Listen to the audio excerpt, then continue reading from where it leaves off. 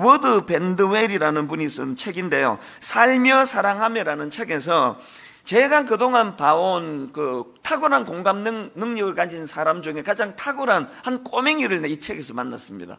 내용을 한번 들어보세요. 예수님의 전 생애와 사역은 끊임없이 계속되는 긍휼의 행진이었다. 마태는 예수님이 복음에 굶주린 자들과 온갖 병에서 치유되기를 간절히 바라는 이들이 살던 팔레스타인의 모든 마을을 두루 다니셨다고 말해준다.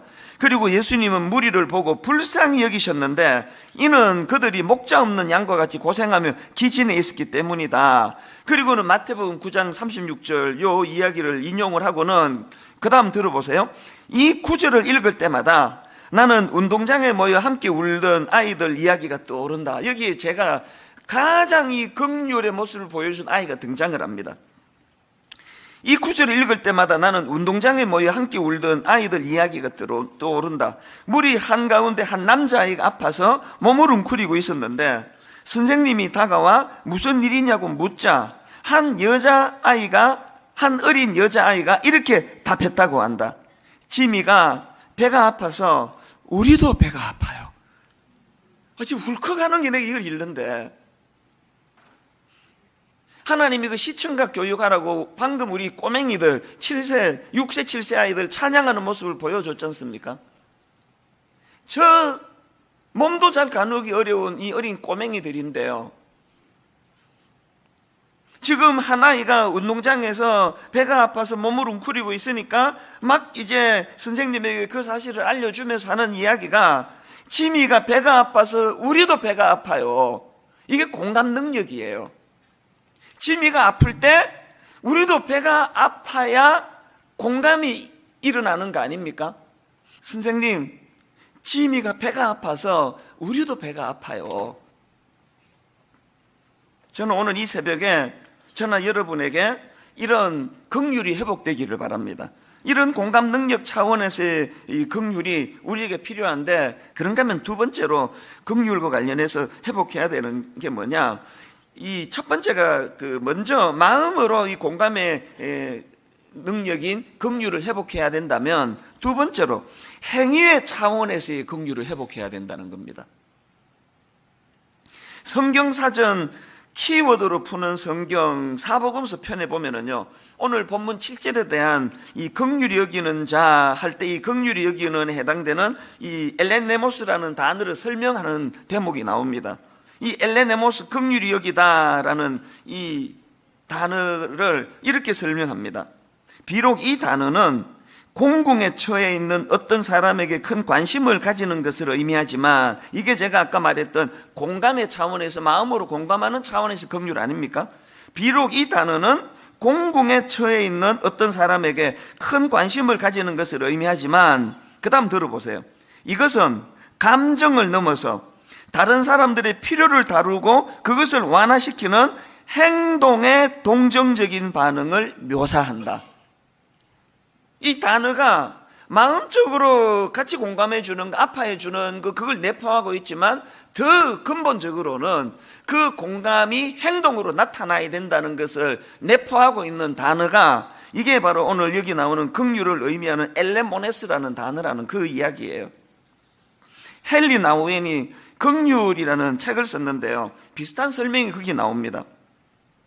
긍휼을 뜻하는 영어 단어 컴패션은 라틴어 파티 또 그리고 쿰, 이 두 단어에서 파생된 단어라는 겁니다. 그리고 이 두 단어를 합쳐서 이 컴패션은 함께 고통받다, 함께 고통받다, 그러니까 이런 뜻이라고 이제 설명을 하고는, 이제 이게 뭘 강조하는지를 그 다음 내용을 들어보십시오. 긍휼은 우리에게 상처가 있는 곳으로 가라고, 고통이 있는 장소로 들어가라고, 깨어진 아픔과 두려움, 혼돈과 고뇌를 함께 나누라고 촉구한다.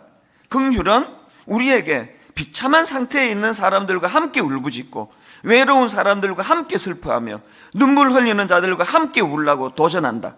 긍휼은 우리에게 연약한 사람들과 함께 연약해지고 상처 입기 쉬운 자들과 함께 상처 입기 쉬운 자가 되며 힘없는 자들과 함께 힘없는 자들과 함께 힘없는 자가 될 것을 요구한다. 긍휼이란 인간됨이라는 상황 속에 푹 잠기는 것을 의미한다. 이런 의미에서 긍휼을 바라보노라면 긍휼에는 평범한 친절이나 부드러운 마음씨 그 이상의 것이 관련되어 있음을 분명히 알게 된다. 의미를 아시겠죠? 마음으로 저 사람 참 어려운 일을 당해 어떡하나 안 됐네? 이런 마음에서 출발을 해서 그것이 그 어려움을 당하는 그들과 함께하는 행동으로 연결이 돼야 되는 거예요. 이런 의미에서 저는 지난 여름에 그 무더운 날씨에 우리가 국내 단기 선교 한 지역 전체를 수많은 우리 성도님이 내려가서 거기에 많은 목사님들이 여름에 제게 메일을 보내왔습니다. 기껏 할머니 몇 분밖에 모이지 않던 그 교회에 분당 우리 교회에 그 너무너무 고마운 성도님이 내려가서 그들과 함께 울어주고 그 사모님의 마음을 어루만져주고 보듬어주고 그래서 치유가 되었노라고. 그렇게 여름에 땀 흘렸던 그 모든 땀 흘린 분들의 수고가 그게 바로 긍휼이라는 게 긍휼. 복지재단에서 이웃사랑부에서 이름 없이 빚도 없이 물질을 통해 시간을 내 정성을 다해 또 그 노인에게 그 매주마다 반찬을 만들어 배달해 드리는 그걸 누가 알아줍니까? 아무도 알아주는 사람이 없지만 주님은 내게 이 행위로서의 긍휼을 요구하셨다. 그 말씀을 순종하는 의미로 그런 묵묵히 그런 일들을 행하는 그런 분들, 그런가 하면은 성남에 있는 경제적으로 어려운 아이들에게 악기를 가지고 자기 악기, 자기 돈 내가면서 그렇게 음악을 가르치고 과외를 공부시키고 그 모든 애씀에는 행위로서의 긍휼을 주님이 우리에게 명하셨기 때문에 누가복음 10장에 보면요, 강도 만난 이웃에 대한 예수님의 말씀이 나옵니다. 누가복음 10장 30절 예수께서 대답하여 이르시되 어떤 사람이 예루살렘에서 여리고로 내려가다가 강도를 만나매 강도들이 그 옷을 벗기고 때려 그의 죽은 것을 버리고 갔더라. 마침 한 제사장이 그 길로 내려가다가 그를 보고 피하여 지나가고 또 이와 같이 한 레위인도 그곳에 이르러 그를 보고 피하여 지나가되 어떤 사마리아 사람은 여행하는 중 거기 이르러 그를 보고 불쌍히 여겨 가까이 가서 기름과 포도주를 그 상처에 붓고 싸매고 자기 짐승에 태워 주막으로 데리고 가서 돌보아 주니라. 지금 예수님께서 강조하시는 이 사마리아 사람은 강도 만난 사람에 대한 마음의 긍휼, 아이고 어쩌다가 저런 일을 당했나 너무 안쓰럽네, 그런 마음의 긍휼로 시작해서 구체적인 행위, 그를 보고 불쌍히 여김이 기름과 포도주로 그 상처를 붓고 싸매고 짐승에 태워 주막으로 데려가고 그렇게 돌보는 행위로 연결이 되는 그거를 강조하는 겁니다. 그러면서 37절에 너 생각에는 이 세 사람 중에 누가 강도 만난 자의 이웃이 되겠느냐. 거기에 왜 제사장과 레위인을 왜 등장시켰을까요? 거기에 왜 제사장과 레위인을 등장시켰냐 하면은 예배 인도하고 저 같은 사람들을 여기 등장시킨 거예요. 요즘으로 예수님이 말씀하셨다면 거기에 어떤 목사도 등장하고 신부도 등장하고 그렇게 썼을지 모르죠. 마음으로 느껴지는 긍휼도 중요하지만 그것이 실제적으로 이 사마리아 사람처럼 그것이 행위로 나타나는 긍휼로 연결이 돼야 된다. 이걸 강조하시는 차원 아닙니까? 예수님은요, 저같이 이렇게 입으로만 말하는 교훈하는 분이 아니세요. 이 행위의 긍휼을 강조하신 그분이 보여주신 3년 내내 그분의 모범을 한번 보세요. 그 중에 예만 하나만 들어볼게요. 마태복음 9장 27절입니다. 예수께서 거기에서 떠나가실새 두 맹인이 따라오며 소리 질러 이르되 다윗의 자손이여 우리를 불쌍히 여기소서. 지금 우리로 말하면 우리를 좀 공감해 주세요, 그거 아닙니까? 우리의 처지를 좀 공감해 주세요. 두 맹인이 따라오며 소리질러 이르되 다윗의 자손이여 우리를 불쌍히 여기소서 하더니, 그랬더니 28절 예수님의 반응, 예수께서 집에 들어가시매 맹인이 그에게 나아오거늘 예수께서 이르시되 내가 능히 이 일 할 줄을 믿느냐 대답하되 주여 그러하오이다 하니, 이에 예수께서 그들의 눈을 만지시며 이르시되 너희 믿음대로 되라 하시니.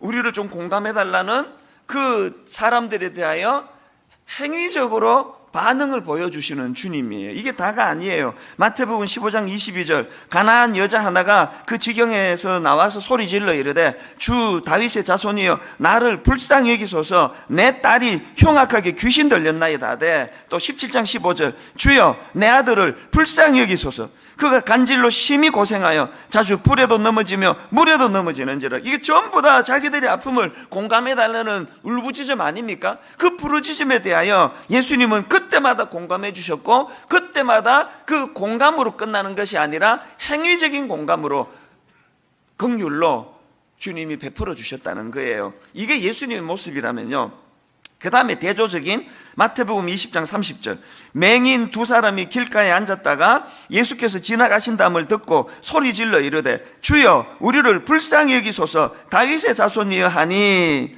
여기도 지금 우리를 불쌍히 여겨달라, 우리의 연약함을 공감해달라 부르짖는 사람이 등장하는데요, 그랬더니 그 다음 31절입니다. 이렇게 반응합니다. 무리가 꾸짖어 잠잠하라 하되. 자기들의 아픔을 공감해달라고 부르짖는 그들을 향하여 꾸짖어 잠잠하라. 이게 예수님과 그 사람들의 모습이에요. 오늘 우리가 세상과 다른 길을 걸어간다는 것은요, 이 두 갈래 길 중에 세상 사람들의 길이 아니라 예수님이 보여주신 그 길을 걸어가는 그 삶 아니겠습니까?